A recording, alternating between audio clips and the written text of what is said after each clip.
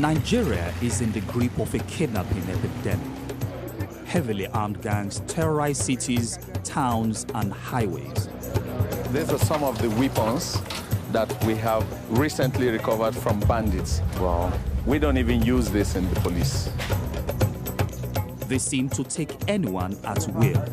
This is the evidence of beating. I was tortured. Ordinary citizens, businessmen, even kings. Our people are really touched, and the pain is unquantifiable. With the Nigeria police ranked as the country's most corrupt institution, no citizen can feel safe from the kidnappers. It was terrifying. I felt that was the end for me because I had never seen a gun to my face like that, not so close. How many people would you say that you've killed? I've killed more than 50 persons.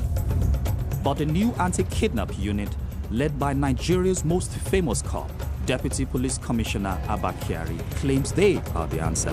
The whole country and the state are looking up to IRT to see that these guys are arrested and brought to justice. And we'll see to that. They say they'll clear out the gangs and bring back the rule of law. But are innocent citizens getting rounded up or even tortured in the process? Operatives of the IRT, they're involved in all manner of abuses, torture, brutality. Is this unit the answer to Nigeria's kidnap crisis, or just more of the same corruption and violence that has plagued policing here for decades? Okay, wait first. Stay like that.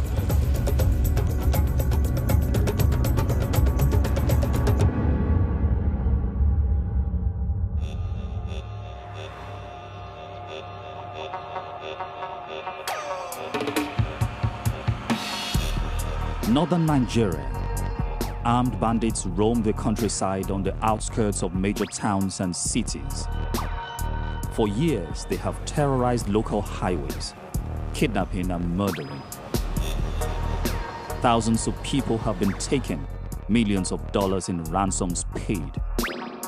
Nigeria is facing a kidnapping epidemic, and anybody can be a victim anytime. I've come to Abuja to meet an elite police unit taking the fight to the kidnappers and to find out if they're the solution to one of the biggest problems facing my country. The Intelligence Response Team, or IRT, was set up specifically to tackle kidnapping and armed robbery. Combining old-fashioned detective work with the latest technology has allowed them to track down and capture a who's who of Nigerian kidnappers since 2015. As a reporter who has spent over a decade covering crime in Nigeria, I've been invited to spend 3 weeks embedded with this unit to see how they work firsthand. You're welcome to the Intelligence Response Team office in Abuja. Assistant Police Commissioner Sonny Ubwa is second in command of the IRT. The way the structure of the IRT is that we have the headquarters and the command and control center in Abuja, but we have some offices in each geopolitical zone of the country. So this is where the coordination happens. So, yeah, morning, gentlemen. The first stop on Sonny's tour of the unit's headquarters is the intelligence hub at the center of all its operations. This is where all the analysis of the intelligence we generate is done. Then the product of this analysis is what we give to the team that goes out to the field for the actual operation. What you're saying is that what gets out of this office can actually mean life or death for your men out in the field? Definitely, definitely. Because if we miss a target here, they will fail in their mission. And we've recorded so far over 90% success in all the operations that we've had to carry out with the intelligence generated from here. So there's no voodoo room somewhere? Nowhere, no mystical powers, nothing. It's just young men and women dedicated to the duty, to their job, committed. So this is the secret, nothing more. Thank you. Sonny's own dedication and nerve was severely tested in 2017 when his wife and baby daughter were kidnapped by bandits from the family home. I was was really scared. It made me understand what happens to a family who has suffered kidnapping. After working around the clock for 4 days, Sonny and his team say they captured the kidnappers and freed his wife and daughter. Did that cement your confidence in your men to deliver at critical periods? Look, it was a perfect operation. It was. It made me so proud. In fact, that was the aspect of the whole experience that gives me even more confidence, knowing that we can always get whoever. We can always get whoever, no matter where they think they are. Back out in the yard, we cross paths with an ongoing investigation. This is a unit on their way out again on a mission. These are freshly suspects, sir. Yeah, these are freshly arrested suspects, and the team is getting ready to move out with them for further arrest, to trace their gang members, or maybe to search their houses for weapons or wherever they say their weapons are. Yes. IRT often offers suspects incentives in return for leading officers to the rest of the gang. I want to show you something now. Okay. Yeah. These are some of the weapons that we have recently recovered from bandits. Wow. They are about to go into storage. Okay. These are chain bullets and a general purpose machine gun. Wow. All of this were recovered recently during an operation in Benue State. These are sacks of ammunitions. You can see them. All of them are recovered from hoodlums, along with hand grenades and tear gas canisters. We also have here a rocket launcher, which we also recovered from the bandits. So you can see the level of their weaponry. We don't even use this in the police. Yes, these are purely military hardwares. Yeah, you know, not too many people understand that this is what we face on a daily basis. Having to encounter people who are heavily armed and probably operating on hard drugs. So they're very daring with them, yes. Sonny's insights are revealing, but I'm also anxious to meet IRT's #1 man, the unit's founder and leader, Deputy Police Commissioner Abba Kyari. Hello, Commander. Yes, sir. How are you? Really great to meet you, sir. Met Kunle. She's from the BBC. He is the youngest high-ranking officer in the Nigerian police force. With an arrest sheet of notorious kidnappers and armed robbers that has earned him the nickname Nigeria's Jack Bauer, as well as a host of policing medals and commendations.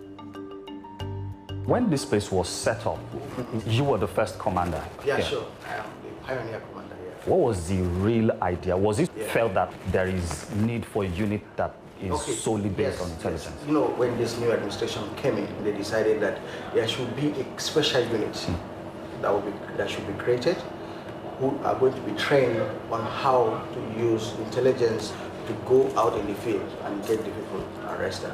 So that the unit is named the Intelligence Response Team. You know, it's all about intelligence. So anybody that we're going to go after, we have to be sure of it before we go after the person. We just don't go blindly and arrest somebody, tip him. And it's very important to send the message to the criminals that Kyari and his people will follow you wherever you are, and they will never forget. It's not long before I get a chance to see Abba Kyari in action. News is breaking of a major case in the troubled northwest state of Kaduna, one of Nigeria's main kidnapping hotspots. A traditional ruler in the southern part of the state has just been murdered in an apparent kidnapping gone wrong. The entire state has been placed under a 24-hour curfew. Abba Kyari has been charged by his superiors with traveling to the king's palace immediately and spearheading the investigation. This kidnapping and the king has brought a lot of tension in the state. The whole country and the state are looking up to IRT to see that these guys are arrested and brought to justice. And we'll see to that. The king initially looked like he will be handed back to his family after a ransom of 10 million naira or $30,000 was paid. But at the last moment, one of the kidnappers executed him instead with 2 gunshots to the head. On arrival at the palace, Abba Kyari is introduced to the late king's wife, Victoria Galadima, who was kidnapped alongside him, though she was later released.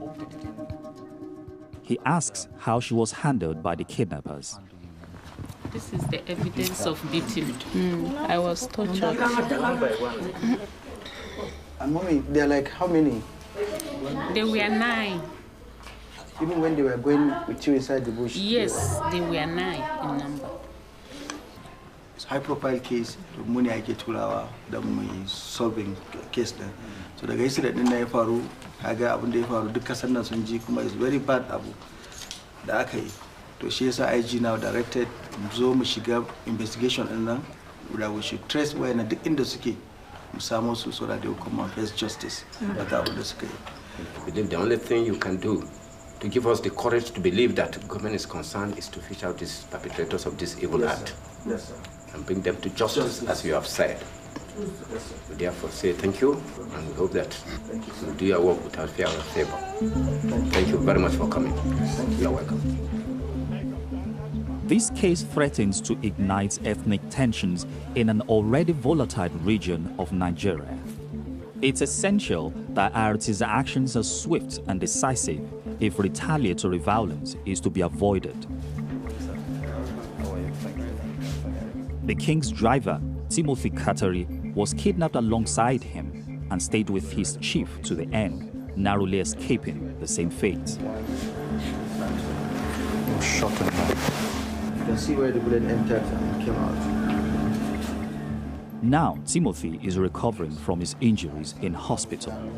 The police. So say iskan bindiga sai sa na bude kofa sai na fadi kasa sai ka kwanta kasa. Suka yi ta buga sarki da ne da madam muka shiga daji to dai already da ya riga mutu sai dogarin namu kuma sun mutu.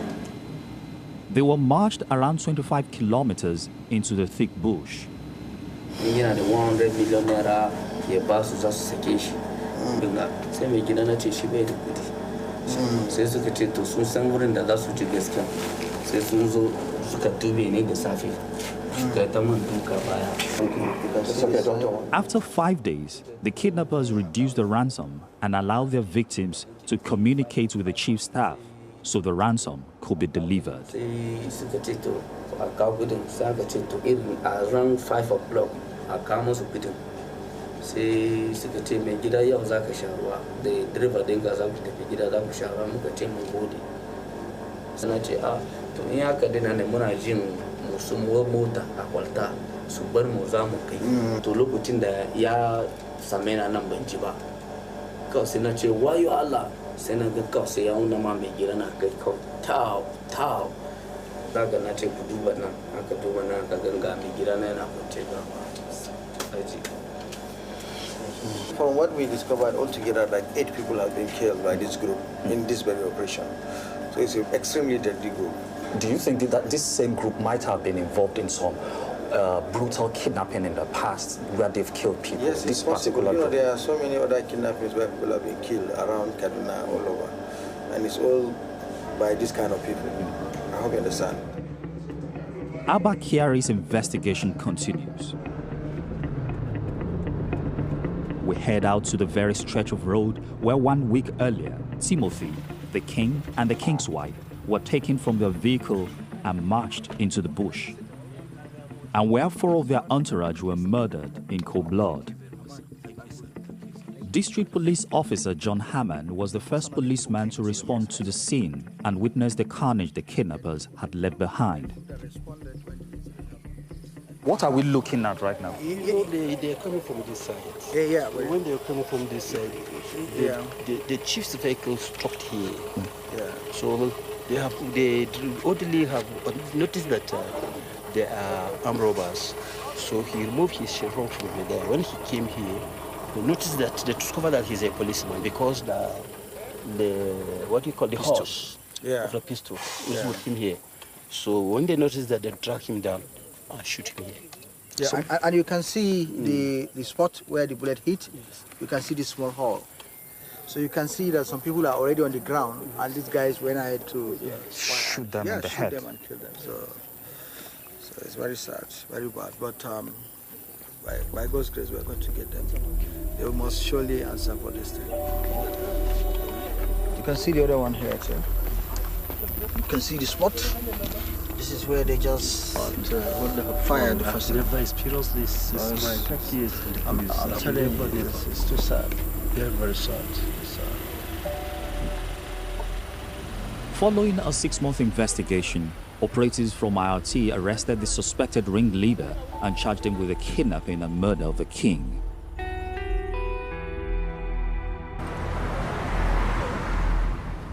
But for thousands of other Nigerians, the trauma of kidnapping is something they must face alone, with little hope that their abductors will ever be brought to justice. I've arranged to meet 2 men who were freed from a kidnapping ordeal just 1 week earlier. Hi. Hi, how are you? Sir? Good. My name is Kunle. I'm Paul. Nice to Welcome to my home. Nice to meet you. Please come in. Thank you. Yeah. Paul Dama and Spencer Nguto Tobago were kidnapped while driving along a major expressway. In recent years, Nigeria's highways have become high-risk kidnap zones. I was the one driving, and it was around 4:30 p.m. We got to a full local government area in Kogi State. And then suddenly we heard a loud gunshot. And of course, I stepped off the accelerator. Then 4 or 5 of them came out from the bushes. All of them had AK-47 rifles, so the sound was quite loud. It was terrifying. They came out and were shooting sporadically in the air and pointing the guns at us in the car. And we came out of the car and they asked us to lie on the floor. And of course, at that moment, I felt that was the end for me because I had never seen a gun to my face like that, not so close. Paul and Spencer were forcefully marched into the deep forest for hours. Their captors only allowed them to stop once they were around 20 kilometers from the main road. Escape was now impossible. They now told us that we had been kidnapped and that we were going to call our families and friends to begin to send money because they only let us go after the payment of a ransom of 10 million naira each. How did that make you feel? I was scared. I was really, really scared because I started to imagine the trauma my family members were going to go through. Their friends and family were unable to raise such a huge sum. For 2 days, they begged the kidnappers to lower their demands while Paul and Spencer were beaten and tortured, often while their relatives listened on the phone. They meant business because they were beating us and they were very serious. They told us that this is no joke, this is no play, this is the business they do. In fact, at that point, the first night they told us that there's a shrine they have. When they want to kill you, they take you there and kill you. Finally, the bandits agreed to 1 million naira in exchange for each of their lives. 4 days after they were lifted from the highway, a friend dropped the ransom cash off at the bandits' chosen location and both were released. They were lucky. In Nigeria, many kidnapping victims are killed by their captors, even after the ransom has been paid. Are you the same person you were before you were kidnapped? No, absolutely not. It has really given me an entirely new perspective to life generally and what kidnapping in Nigeria is. So I think it's going to remain in my mind for a long time, I guess, before it. And I don't think it will ever go off. I bet if you hear a gunshot now, it's I'm going to be really, really scared. I don't even want to hear it. 1 week on from their release, Paul and Spencer's hopes for justice rest solely on the actions of Abba Kyari and his team. I want them to face the full wrath of the law because if we don't comb these things away from our society, we're in for serious trouble. Paul and Spencer were kidnapped leaving the town of Ankpa, traveling along one of the highways that links Abuja with the major towns and commercial centers of northern Nigeria. We're on the same stretch of road Paul and Spencer were taken from. IRT team leader Maji Mohammed has been assigned to investigate. So what does each person here do? Of course, I'm the team leader. I coordinate virtually everything in the team. Clement, he has a specialty in tracking. Wow. He traces the main target with the intelligence. Then James here, he has that skills. He has the major quality and ability to actually get to the target. Based on Paul and Spencer's victim statements, IRT suspects a known kidnapping gang from the Fulani tribe is responsible for taking them. It's a high-risk operation, and the suspects have home advantage. Is this the most dangerous stretch of road in Nigeria? Yeah, it's amongst the most dangerous roads in Nigeria because these are, as you can observe, there's no human life existing within this area. These are thick forest, thick bush, very thick bush. So it's very, very dangerous because you never can tell when they'll come out to strike. And that's a good hideout for the criminals. According to IRT, 90% of kidnappers they have arrested in the past year have identified themselves as Fulani. Traditionally known as a peaceful people, the expansion of organized farming has driven the Fulanis off the pastoral lands they once grazed their cattle on. Left destitute but accustomed to surviving in the thick forest which line the highways, they have found themselves drawn into and uniquely well equipped for kidnapping. IRT's intelligence team has pinpointed one of the key suspects in the case. They are in luck. He's out of the bush and in town. This is the perfect time to go after them because they are more relaxed now. They are not armed. They are within town. So we just need to go undercover. That's why I'm taking off my uniform. I don't want any identity or anything because we are going there fully on operation now. So. The team goes straight into action and pick up the suspect. He's still in possession of a ransom phone. It even has a logo on the back associated with bandit groups based in the bush.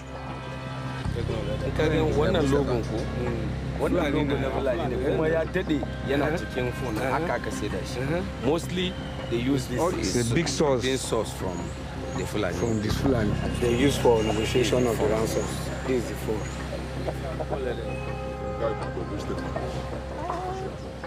This is a major breakthrough in tracking down Paul and Spencer's kidnappers. The suspect appears ready to crack and gives up the man he says is the real mastermind behind the abduction. He's even prepared to set a trap. My brother, the person who is not there about that case. Relax, calm down. Now, I want to exist. I will say that person where you discuss about the cow. The person already I will take seat. The man makes several attempts to call the alleged ringleader, but his phone is switched off. That evening, he sees his missed calls and rings back. Okay, where are they now? Otoko Road. Okay, for what get we get yash. Okay, I dey come. The team head out in an unmarked car, hoping to snatch the alleged ringleader.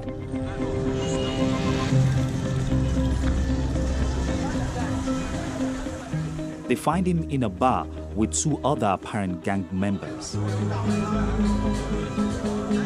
The suspects are seized and taken into custody.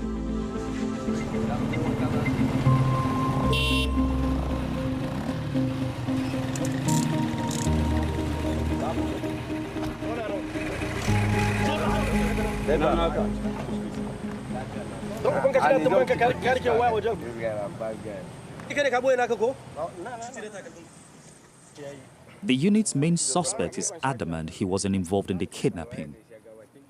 He says he's a simple cattle herder.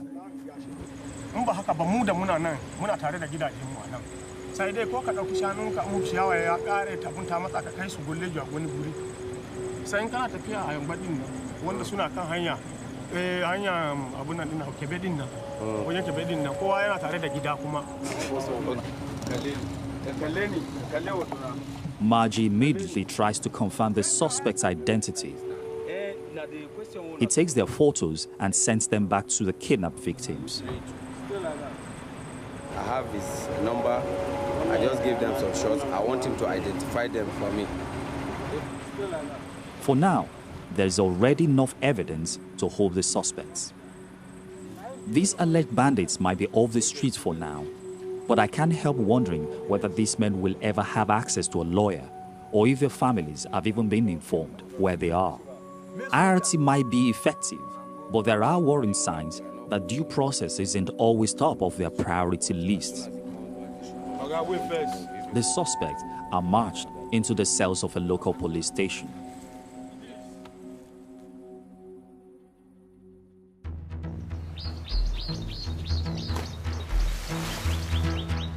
I want to get a better insight into what has driven young men across the country into joining these brutal kidnapping gangs.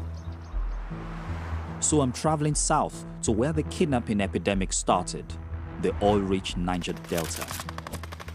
It all started with the kidnapping of foreign oil workers, and when criminals realized how much money was involved, kidnapping spread nationwide. You get a sense of the danger once you enter the region, that kidnapping here can occur anywhere, anytime.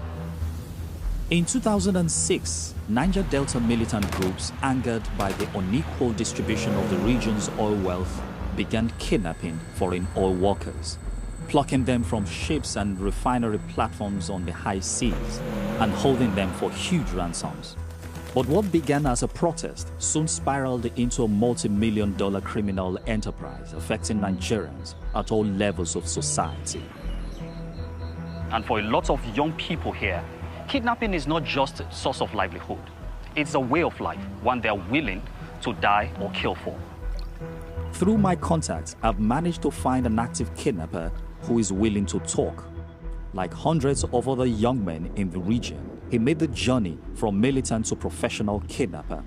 He's insisted that we anonymize him as a condition of the interview. So what made you decide that this is the time to start kidnapping? Before I stopped the kidnapping, federal government, they went and attacked one of my community. They killed my brother, killed my sister, killed my daughter before I joined the game. And everybody, they did not have water, they did not have light. Those people, they did not have any food to eat. And when my boys are hungry, they will call me, boss man, there is no money for us to feed. Let us go and fish. When we are going for kidnapping, we call it fishing. You understand? The profits from kidnapping can be huge, but so are the dangers. Everybody that joining this game know that one day you must die. So before you leave your house, you know that you have already signed your debt. It's a life and death game. He insists whatever steps he's taken since, it has always been for the greater good. The last kidnapping that I did last year, I get up to 700-something million naira. Now, when you go to my community, they have a standard light now. And my men, all of them are feeding very well. So anything that I'm doing, I am doing the sake of my boys. How many people would you say that you've killed? I have killed more than 50 persons.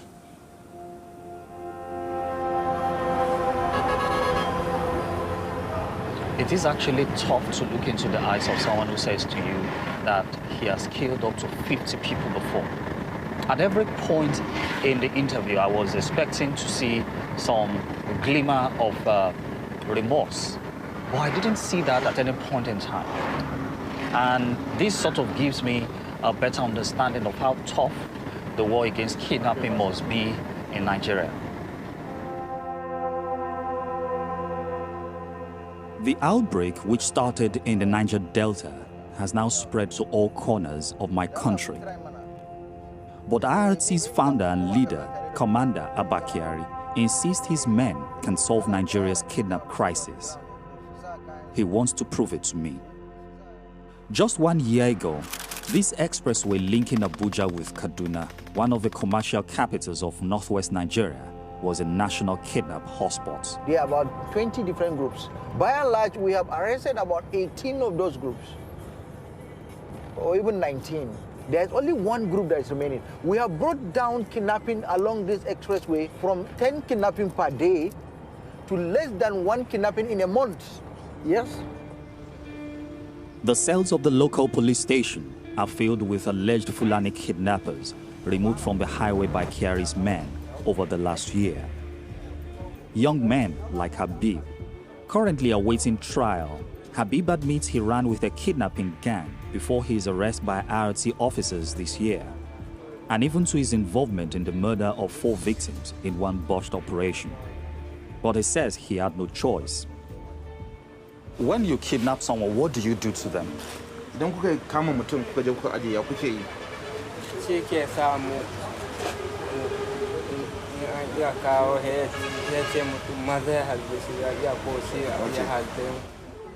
He describes how powerful Fulani tribesmen lured young men into committing criminal acts in return for payment, then use this to trap them into gang life. Once they have joined the gang, young men like Habib claim they must do whatever is asked of them or face dire consequences. How were you feeling when they were being killed, when they were being beaten and they were being killed? Ya kaji lokacin da ake dukan su, sannan aka kashe su. Gaskiya abun bai bani daɗi ba. He said he felt somehow. He's not comfortable. Shi da ya mutu ya zai sha wahala tunda ko ni head Okay. Now that particular operation where 4 people were killed, how much were you giving them? Say 10,000. So you got 10,000. Yes, into 4. Okay, for each victim. For each victim. So you got 40,000 naira. So kill 4 people. I can't believe that Habib was willing to conspire to kidnap and even murder his fellow citizens for just $25 a go. It shows just how desperate and poor these young Fulani men are. If you think back about what you've done now, do you feel bad about killing these people? Idan ka tuna abin da ya faru, ya kake ji a jikin kana jin daɗi? Domin Allah ba ni jin daɗi tunda da an je ya kira an tawa da ya yake san mu bugi mutum. You see, he's not feeling happy. He's not comfortable. Domin Allah He's not comfortable. They just force him. They just force him to do that. They are not happy while carrying the kidnapping and killing. But that's what they normally say when you catch them. You say there's a boss somewhere that is ordering him. He's only bringing. See the family of these 4 people that your gang killed. What would you say to them? Then say, so he will ask for forgiveness. Habib's story is a familiar one to Abba Kyari and his men. They have dealt with countless cases like this before, but the team also have their eyes on far bigger targets.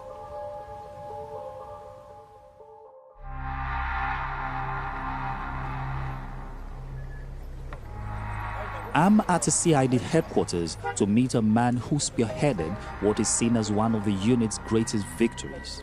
They are responsible for the kidnapping of Chibok girls and several other kidnappings that has been carried out by the Boko Haram terrorists. Sergeant Joseph Ulaju is nicknamed the Bushmaster after his multiple successes tracking kidnappers. But his biggest achievement is the capture of these alleged Boko Haram terror group members. One of them stands accused of kidnapping 276 schoolgirls from the town of Chibok in 2014. He's arranged for me to meet 2 of the suspects, Mainta Alhaji Madu and Adam Mustafa. Mainta has already confessed to playing a key role in the kidnap of the schoolgirls.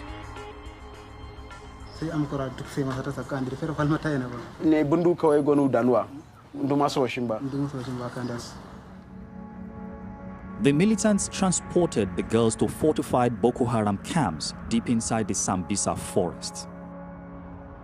Many were forced into marriage with senior militants. Others were raped on a daily basis throughout their captivity. They said they are crying. The children are crying. What did you think of yourself as being a kidnapper at that time? You say it doesn't feel good. Though he admits helping to kidnap the girls, Mainta insists he never took advantage of them. Are you aware that the girls were being raped? No, I'm the last of the Seradon for the tunnel. Some of them, the senior members, they carry the girls. Okay, but you see the leaders raping these girls all the time.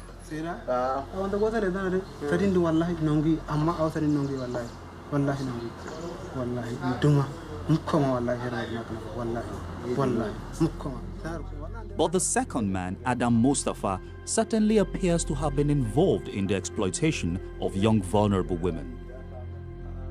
He says he was paid by Boko Haram to turn them into highly effective suicide bombers.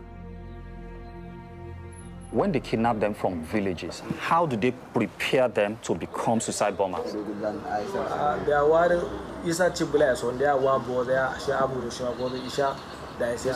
They will bring them to closer to the city. Tramon.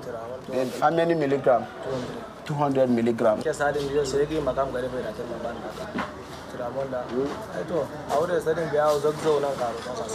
How many girls have you sent to her death like that? Yatum Kwangandao, Yatum Nado, Yikama Sama. Ah, Dando. I like the man. I'm the Omar or no, then you can buy a Are you saying that after many years of operating in Boko Haram, you can't even account for how many people that you've killed? Few are say it's more than 50. I'm shocked by Adam Mustafa's confession, but IRT claimed to have connected him to no less than 133 suicide bombings in the town where he operated. Maiduguri. Interrogators believe the vast majority of those detonations were carried out by the victims of kidnapping. According to UNICEF, Boko Haram have kidnapped more than 1,000 children in northern Nigeria since 2013.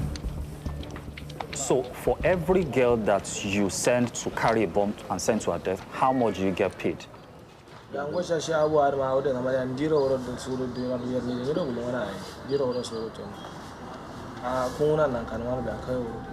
do it because of the money alone. Yet he himself is still asking for clemency.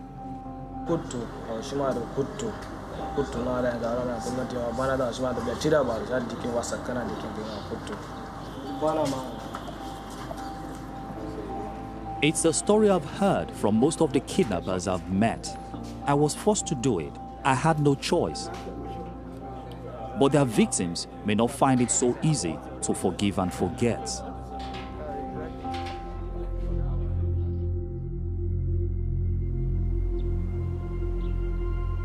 On my final day embedded with the unit, Commander Abakiari wants us to meet a family who know all about the cost of bringing Adam and young men like him to justice. Where we're heading to now is the house of one of our late Inspector Maman. He's one of the gallant officers that was killed during one of the anti-kidnapping operations. He died directly in the line of duty. In fact, this is the saddest moment since the unit was created. IRT's successes have come at a heavy price. Since the unit was formed, 12 officers have died in shootouts with armed criminals. We walk through a series of dusty streets till we come to the house of the IRT officer's widow. Fatima Abdullahi and her 4 children live in a small dwelling and are struggling to get by. Zan ce mishi to an yanayin aikin ku ne yace wallahi shi in dai zai fita saboda in dai za a fita zai kira ce to kuma na addu'a ba za mu fita ko a kashe mu ko mu kashe shi ka'idan aiki wallahi ko a cikin gida in gida ma sun sani in dai zai dawo zai tafi sai ya tsaya tsaka gida ce to matan gida to ni kuna ba shi goyen baya tabbas saboda shi gaskiya mutum ne in dai aiki ne gaskiya. Fatima should be due a state pension as her husband was killed in the line of duty. But 4 months after his death, no financial support has arrived. Akwai taimakon da za a mana gaskiya muna roƙon alfarma a taimaka mana din. Yake dan bamu abin da muke ci, muke dan yin wasu abubuwa makarantan yara duka yanzu duk ya tsaya yanzu duk ba sa yi. Makaranta ko me yake zai bari yazo. In dai ya shafi makaranta saboda zai ce shi yana so yaran shi su karatu. Inda yanzu taimakon da muke nema gaskiya dan taimaka mana mu dan samu inda dai zamu zauna da yaran tun da dai ƙanana ne ba mu da kuma wani abin yi gaskiya. Tun da dai Allah yawan bai gida na rasuwa gaskiya na samu matsaloli da yawa na rayuwa. According to Abba Kyari, this state of affairs is all too common for public servants in Nigeria, and one of the key obstacles to creating a better police force nationally. For the country to take care of our heroes is very, very, very important, because this will increase tremendously the morale of the men out there in the field. When they see that if they are injured, the government will take good care of them, get the best medical treatment. If they can see that their colleagues that died in the line of duty, their families have been taken care of by the government, you will see that those men in the field will be ready to fight for their country, will be ready to stand for their country, and they will be ready to take a bullet for their country. I've seen considerable evidence of how effective IRT has been in combating kidnapping gangs in the north. But in another parts of the country, worrying reports are emerging. I've come to Lagos to meet June, not her real name. Her husband was a suspect in a major kidnapping case under investigation by IRT. In a bid to get to him, a group of IRT officers allegedly picked June up off the streets. She claims they then tried to force her to give up her husband's location by subjecting her to false imprisonment, torture, and degrading treatment for several days. On that very day, in the morning, I got an SMS that I have a DHL parcel. And I didn't call the number because I know that I'm not expecting any parcel from anybody. They called back again. They asked me the closest bus stop to my area.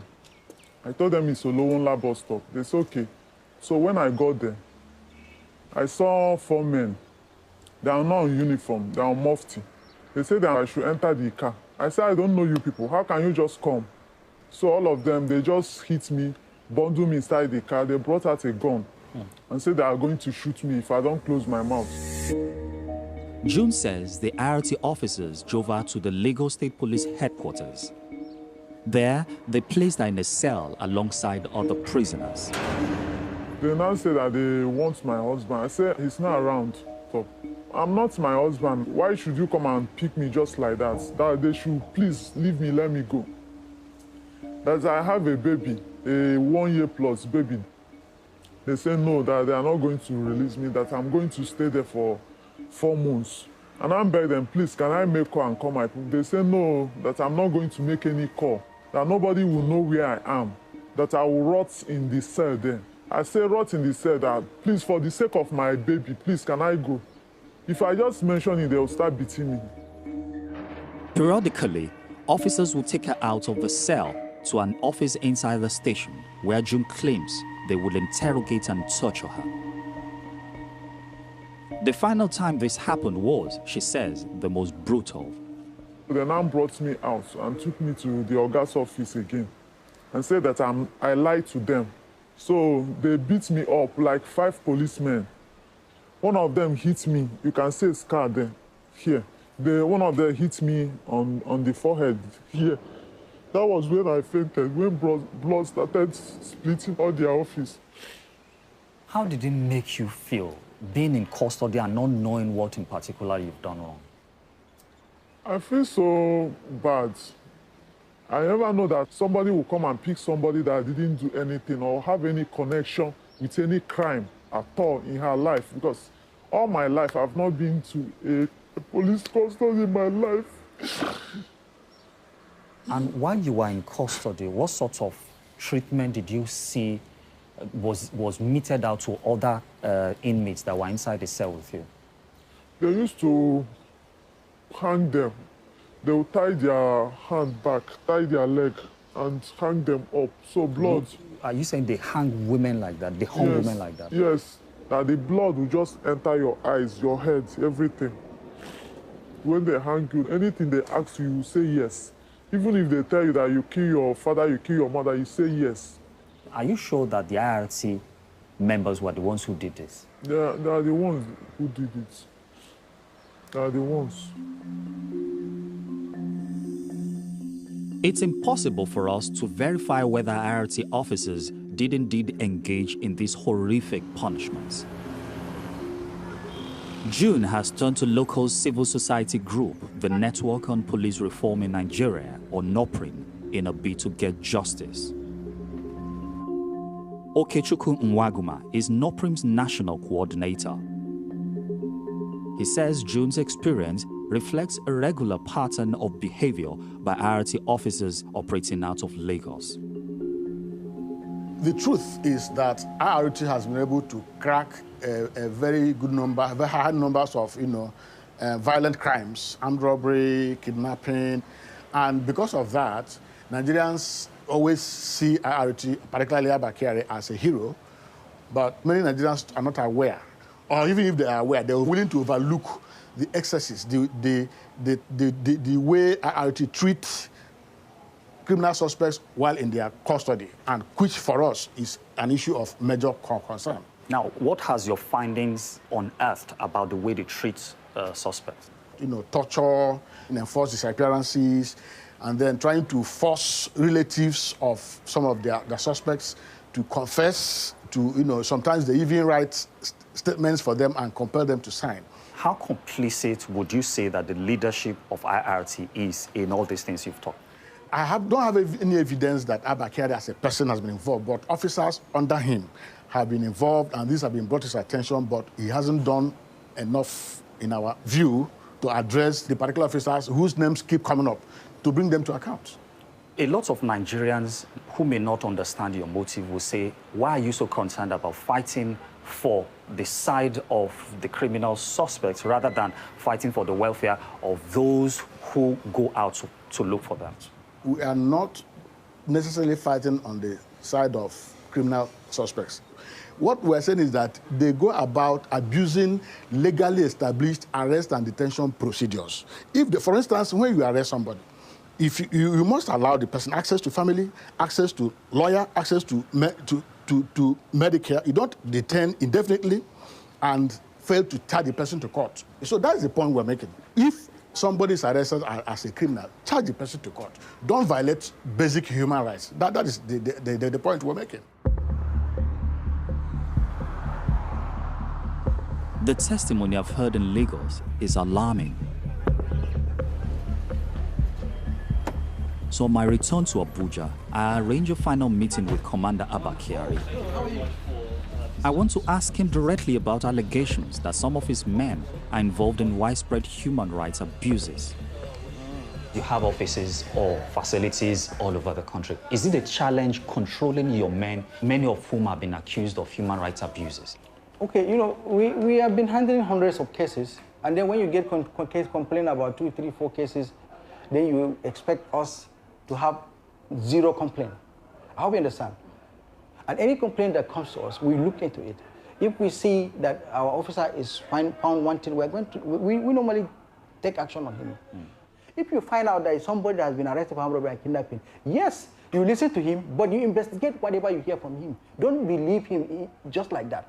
All those guys that have been killing innocent citizens, they want to continue. But who stopped them? We risked our lives to stop them. To stop them from killing, to stop them from making money from innocent citizens that they have been killing. And do you think they would like us? These are things they do in order to try to get freedom. And they will go and still talk that they were tortured, they were this, they were that. All lies. No criminal wants to be convicted. Let them prove it. I hope you understand. What you said just now brought to mind one of the cases, one of the people who came to us, the wife of a suspect. This is the same case I'm talking to you about. Actually, what the woman said was that she was tortured. They actually strung up some suspects in custody, that she was detained in Lagos. They have to write all these lies. The kidnappers' family have to write all these things for you people to listen to them. There's nothing that I hate so much in my life that an innocent person to complain against me. But if a criminal will go and complain against me, let him complain. I'm ready to fight that criminal to the last. Let him prove it. I hope you understand. When you fight crime, the same criminals will fight back. I hope you understand. We know it. Before we came out to fight the crime, we knew that they will fight back. So we are ready for them. Speaking with the commander, I came to realize that this unit is not immune to the allegations of human rights abuses, which have been something associated with the Nigeria police for many years. I also realized that this war is very tough. This unit is led by a very determined man, but is operating in a broken system where corruption is endemic. The threat of kidnapping has now become a fact of life for most Nigerians. It may take us generations to address the issues that have turned so many of our young men into violent criminals. But for now, what Nigerians desperately need is a police force that can bring the rule of law back to our country.